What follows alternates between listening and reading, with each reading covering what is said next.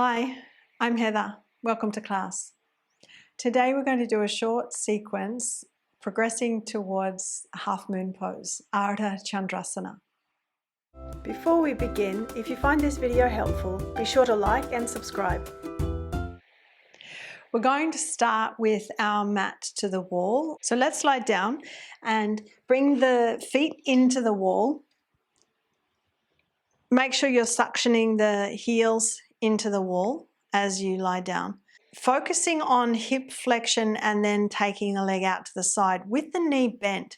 So if we draw the knee towards the chest, catch the shin and encourage that hip flexion, then we're going to take the leg to the side. So just holding the shin with the right hand, left hand can press on the left thigh to encourage that left thigh down.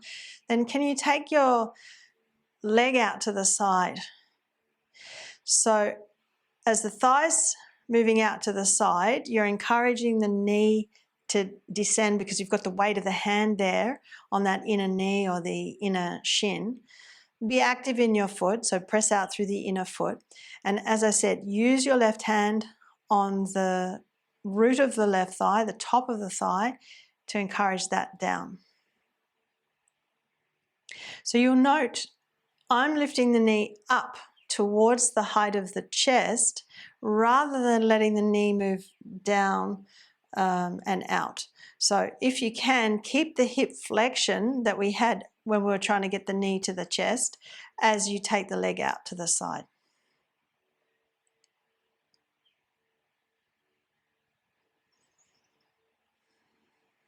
And then let's bring the leg back up through the midline and we'll swap legs. So as you prepare to swap legs, make sure you're suctioning that right heel into the wall. So you can creep yourself in a bit closer, push into the wall with the heel as you work your right thigh down, and then catch the left shin, draw your knee to your chest. So you're encouraging a deep hip flexion and be active in your foot. So we're not dull in the lower leg or the foot. You're pushing out through the inner foot, keeping that the arches of the feet activated, toes activated, lower leg activated. Then hold the shin with your left hand, take the left leg out wide. Watch your foot doesn't drop lower than the knee. Keep your foot in the same line as the knee. The knee is lifting up higher than the height of the hip if you can. And the right hand can press down on the root of the right thigh, encouraging that thigh down. And making sure both shoulders are pressing down to the floor evenly. Breathing smoothly.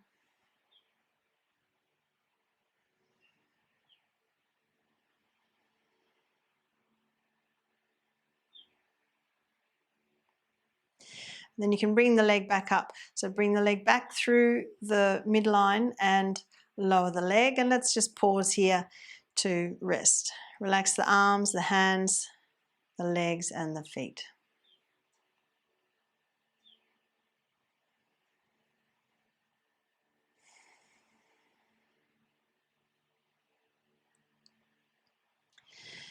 When you're ready, bend the knees, roll over to the side. We'll come up and we're going to stretch forward on the knees, but we're going to take the knees quite wide so we bring more length to the adductors. So as if we're going to do Adho Mukha Virasana, the downward facing hero pose, have your big toes touching, knees apart. But then if you can, take your knees wider so they come off the mat. Keep the buttocks back and down if you can. And then you can come forward onto your elbows. And for some of us, this might be already quite a significant stretch on the inner legs. But if you can go further, then by all means, you could either go further by taking the knees out wide or go further by stretching your torso forward, or you could do both. So as you stretch your torso forward, perhaps you bring your chest further towards the floor, but not lifting the buttocks. Can you keep your buttocks back and down? Tailbone down. And we're just observing that length coming to the inner upper thighs.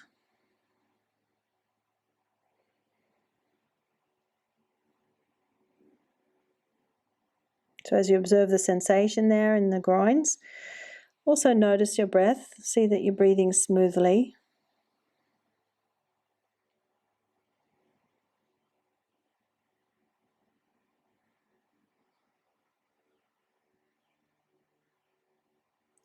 And then we'll come up. So come back, press onto the hands and bring your knees back in onto your mat, and we'll come to stand up. So as we stand up, let's do Uttanasana, the intense stretch pose, or sometimes known as just the standing forward fold. So you can be on the fingertips, or you can put bricks under your hands if you feel tight in the hamstrings. Do make sure you're straightening your legs. So you want to open the back of the knees, grip the kneecaps, work your quadriceps, have your feet parallel, hip width or even a little wider than hip width is fine. Then take your hands out wide and fold further down if you've got the capacity.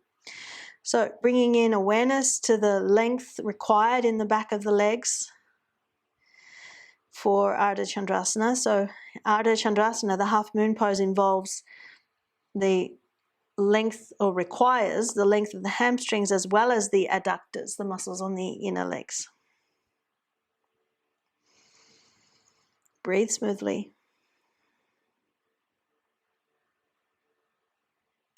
Now we're going to keep the head down. We're just going to pivot ourselves around to do Prasarita Padottanasana. So I'm going to turn and place my outer feet parallel to each other with my heels back in line with the back edge of the mat. I'm keeping the mat in line with the wall for now because we're going to use it again in a moment. If you can go further, walk your hands back between the feet, bring your head down. And that's where you find out, well, is the stance too wide? Does my head come down too easily? Is my stance too narrow? Does my head not come down so easily? So you can navigate how wide do you need the feet so you can come into this pose. So as the hands are pressing into the mat, it's as if you're trying to push the mat forward, and that will help to bring your torso down, bring your head down. Make sure there's a significant feeling of hinging in the hips, flexing in the hips. Maintain the action, the grip of the quadriceps, the grip of the kneecaps. And ensure that the shoulders aren't collapsing into your neck. Can you keep your shoulder blades riding up your back towards your hips? And we'll come out of the pose. So walk the hands forward, raise the head up, and then you can bring hands onto the waist. Inhale, stand all the way up, and bring the legs in. We're going to use the wall now with a chair for Utthita Hasta Padangusthasana number 2. So let's bring a chair in, perhaps a couple of bricks, perhaps even a belt. So when I set the chair up against the wall, I give myself a little bit of space. So I've got 2 fingers width between the handle of the chair and the wall. And you can use either the handle. What we're going to be doing is you will take the right leg up first, stepping the heel up onto the handle of the chair, or you can integrate that to being higher by using 1 or 2 bricks on top of the handle. So 2 reasons why I've got the handle 2 fingers width away from the wall. One is if you're just using the handle itself, then the heel's further out from the wall and the ball of the foot can press into the wall. And the other is so that the bricks actually stay there and they don't collapse off. So we're going to take the right leg up first. Let's have the belt just over the shoulder so we can use it when we're ready. You can hold underneath the thigh, pick your heel up, bring your heel up, whether it's onto the handle or onto your brick or bricks. And you want to make sure this outer hip is descending. Keep the kneecap and the toes facing the ceiling. Don't externally rotate the leg that far. You want to keep the center heel on your support. And then work your standing leg. So that left thigh is pressing back. So you've got your right leg up first. I'm mirroring you. And you can press your right forearm to the inner leg and sweep your chest away from the leg. Let's stretch the left arm out. Now to go further, we could go for a grip. Because this is the extended hand to big toe pose. Classically, it's done balancing without using these props, and we're holding the big toe and we're in a balance like so. But to keep the torso in line with the pelvis, we'll use the belt around the ball of the foot, and you hold on so that you're still keeping your armpits vertically top, hip sockets. Stretch left arm out. And keep right buttock rolling down, squeeze the right buttock forward, but press left thigh back.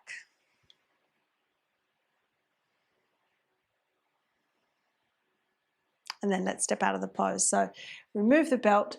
You can support underneath the knee as you step that right leg down. So now I turn around and we're going to do the other side. So you can have your belt ready over your shoulder, step left leg up. You can hold underneath the thigh, give yourself some support there as you bring your heel up onto your height.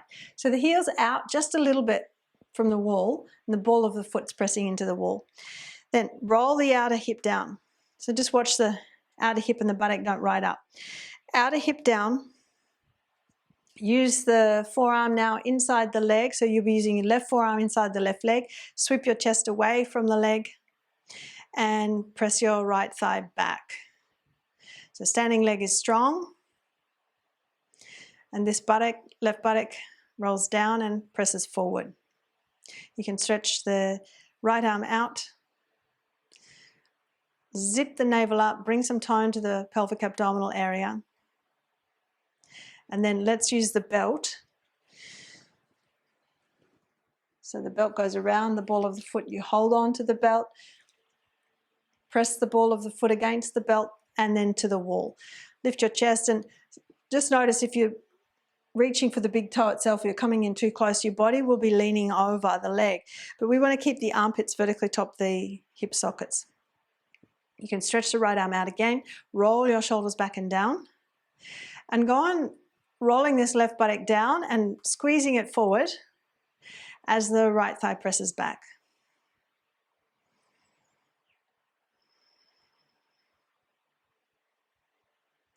And then we'll step down. So remove the belt, hold under the knee to give yourself some support as you step the leg down. Now we're going to move on to Ardha Chandrasana, half moon pose. We'll use the wall for the top foot for our balance. So let's put this chair away.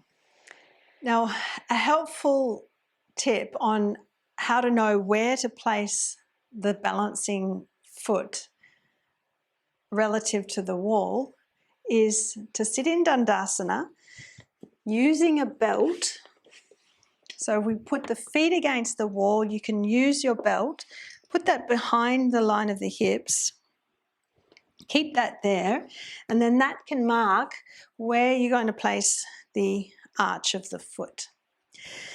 We're going to use a belt. A brick. We're going to use a brick underneath the hand. We'll be balancing on right leg and right hand first. So as you've got the arch of the right foot on your belt, toes are pointing directly away from the wall, you bend the knee and make sure that your knee is also moving the same direction as the toes. Sometimes I see students' thighs are rolling forward, so if we were to bend the knee would be pointing forward relative to the line of the toes. And then if you're coming into half moon pose like that, you get a limited range of movement in the hip, and sometimes there can be cramping in the muscles. It feels uncomfortable. So do make sure this thigh is turning out, your kneecap is facing the same direction as the toes. We can come onto the brick. Now you could have the brick and the hand in line with the foot, but what sometimes can be easier is just having that brick and the hand a little further back, more in line with the outer foot. And then we'll place left hand on the waist and we're going to launch the left foot up onto the wall. So you'll lean into the right leg and the right hand and step your left foot up the wall. So if possible, you bring your foot up to the height of the hip and making sure, again, you look at this leg, this kneecap, you bend the knee again, make sure your leg is not rolling forward. So that thigh turning out and the kneecap facing the toes, straighten the leg, and then as you push your left foot into the wall, be strong in both legs. So you feel that action, both legs strong. Roll the right buttock towards the wall, lengthen your tailbone towards that left heel, and with your hand on your waist, press your left shoulder tip back. Once you've got those actions, take your arm up. So you're using the lift of the arm to help motivate the lift of the chest. Turn the left chest up. And then we'll step down. So hand to the waist, bend the right leg, step the left leg down. Come up, and we'll do the other side. So the arch of the left foot stepping on your belt, and your left hand is coming onto the brick. Now again, you could have your brick and your hand in line with the foot itself, or if you find the balance challenging, bring your brick a bit further back, more in line with the outer foot. But it's definitely forward of the foot. And then you'll place your right hand on your waist. You can look back at the wall. Make sure that your knee is bending the same direction as the toes. You can have that leg bent until we establish the right leg is up. So then we step the right foot up the wall to the height of the hip, or perhaps a little higher. And then you look at this standing leg again. Once more, you bend the knee, see that the knee is not rolling forward.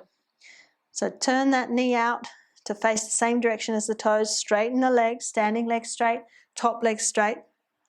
So push the right foot into the wall, roll the left buttock towards the wall, lengthen your tailbone towards that right heel. With your hand on the waist, press the right shoulder tip back, lift the right chest up towards the ceiling, and then take your arm up. You get steady here, maintaining the grip of the kneecaps. And then we'll step down. So hand to the waist, bend the left leg, and step the right leg down. And come to stand up. And let's finish in Uttanasana. We'll lean the buttocks back against the wall. So you can step your feet, your foot's length at least, away from the wall. And then slide the buttocks up the wall, fold forward and down. So if you're feeling stiff, you could potentially get your brick and put it underneath your hands. You could work with your hands on your shins, keeping the chest forward. So whether it's stiff in the lower back or stiff in the hamstrings. But if you can, you keep going forward and down, catch your elbows. Allow for a lengthening in the torso, a descent of the head. And steady your breath. Quieten your eyes.